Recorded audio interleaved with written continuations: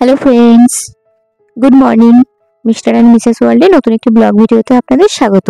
চলে এসেছি নতুন একটা ভিডিও নিয়ে। অনেক কদিন ভিডিও দিইনি, আপনাদের সাথে আমি শেয়ার করেছিলাম আমার ছেলের জ্বর এসেছিল। জ্বরটা এখন একটু কমেছে। দেখুন পাশে জ্বরের ওষুধ আবার থার্মোমিটার সবই রাখা আছে, কারণ ভোরের দিকে আমার ছেলের আবার জ্বর এসেছিল। তারপরে ওকে জ্বরের ওষুধ খাইয়ে দিয়েছিলাম। ও সকালটা একটু ঘুমাচ্ছিল, আর এখন ওকে আমি ঘুম থেকে ওঠানোর চেষ্টা করছি। 9টা বেজে গেছে, তাই ওকে আমি ঘুম থেকে উঠিয়ে একটু ফ্রেশ করে দিই, তারপর ওকে আমি সকালবেলা থেকে খাবার খাওয়াবো। আজকে আমি আপনাদের সাথে শেয়ার করব আমার 13 মাসের ছেলেকে সকাল থেকে রাত পর্যন্ত কি কি খাবার দিলাম। চলুন তাহলে ভিডিওটি স্কিপ না করে দেখতে থাকুন। আমার বাবু এবার উঠে গেছে, আমি ওকে খুব ভালো করে উঠিয়ে নিচ্ছি। দেখুন একটু চোখগুলো ফোলা ফোলা লাগছে, একটু ঠান্ডাও লেগে গেছে, আর রাতের দিকে একটু জ্বর ছিল বলে ঘুমাতে পারিনি। ভোরের দিকে খুব জ্বর চলে এসেছিলো। তারপরে প্যারাসিটামল খাই দেওয়ার পরে খুব ঘেমে গেছিলো, ড্রেসটা চেঞ্জ করি আমি আবার ওকে ঘুম পাড়িয়ে দিয়েছিলাম। তারপরে একটা ড্রাই টিস্যু নিয়ে গাটা মুছিয়ে দিচ্ছি, কারণ জ্বর আসার পরে যখন ওষুধ খাওয়ালাম তখন ও বমি করে দিয়েছিল। জ্বরের ওষুধটা যখনই খাওয়াচ্ছি তখনই দেখছি ও বমি করছে। বমি করার পরে তারপরে ওর টেম্পারেচারটা কমছে। আমি আপনাদেরকে একটা কথাই বলবো, এই ওয়েদারটা এমন বাজে ওয়েদার, খুব শীত পড়েনি আবার গরমও নয়, তাই বাচ্চাদের ঠান্ডা লাগা জ্বর হওয়ার মতো এরকম ধরনের অসুখগুলো পায়খানা প্রচণ্ড পরিমাণে হচ্ছে। তাই বাচ্চাদেরকে খুবই সাবধানে রাখুন, কারণ আমি তো ভুগলাম। আমার ছেলেটা হঠাৎ করে ঘুম থেকে সকালবেলা খাইয়ে দাইয়ে স্নান করিয়ে ঘুম পাড়ালাম, ঘুম থেকে ওঠার পরে দেখছি গায়ে প্রচুর জ্বর, 104 জ্বর, আর খুব কষ্টও পেলো। তারপর ওকে আমি রেডি করে দিয়েছি। রেডি করার পরে আমি ওর সকালের খাবারটা দিচ্ছি। এখন তো ওর জ্বর এসছে, তাই ও খুব বেশি খাবার খাচ্ছে না, অল্প খাবার খাচ্ছে, আর যেগুলো পছন্দ করে সে ধরনের খাবারই দেওয়ার চেষ্টা করছি। আমি একটু গরম পানি নিয়ে ফর্মুলা মিল্কটা গুলে নিলাম। তারপরে এখানে আমি দিয়ে দেবো অল্প একটু মুড়ি, অল্প একটু মাখানা। আমি বেশি দেবো না, কারণ বেশিও একদম খেতে পারবে না। 1 চামচ মাখানা আর 1 চামচ মুড়ি দিলাম। আর একটু বেশি ও একদম খেতে চাইছে না। খাবার পরে আবার বমি করছে, মুখে স্বাদ নেই। এটা আমি খুব ভালো করে মিক্সড করে নেব। আর এই জ্বর আসার পর থেকে দেখছি বাচ্চা বমি করছে, মুখে একদমই স্বাদ নেই। যতবারই খাবার খাচ্ছে, খাবার খেতে খেতে বা খাবার খাওয়ার পরে বমি করে দিচ্ছে।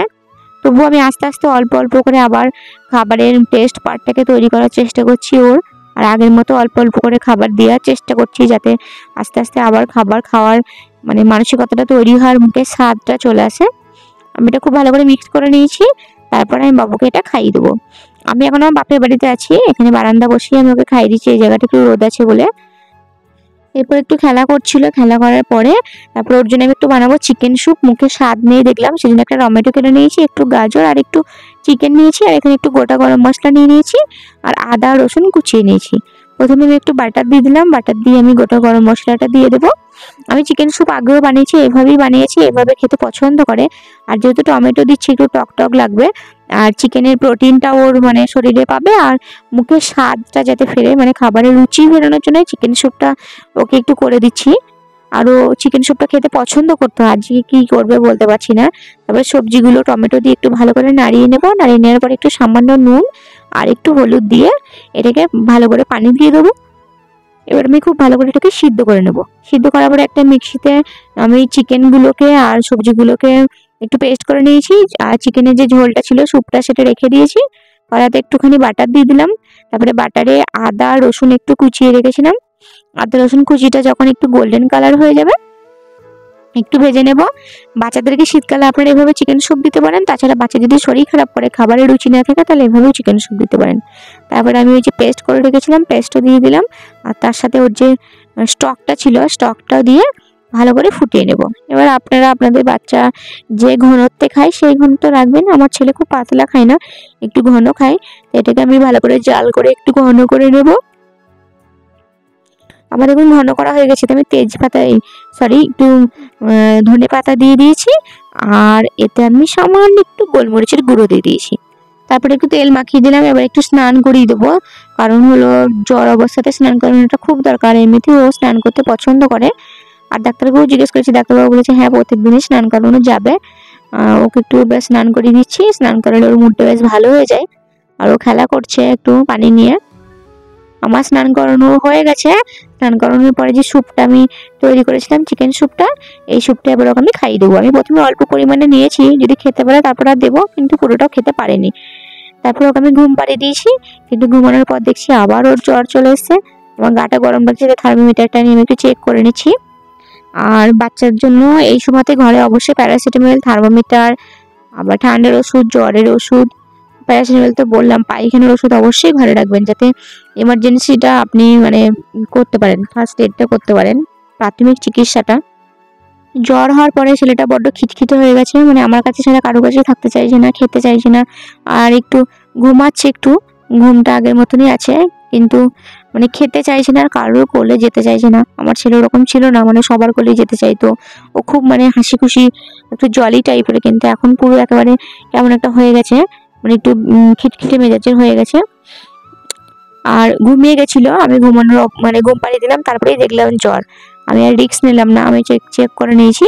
আর যখনই জ্বরটা আসে, জ্বরটা বেশ খুব চলে আসে, একেবারে 100-র উপরে জ্বর।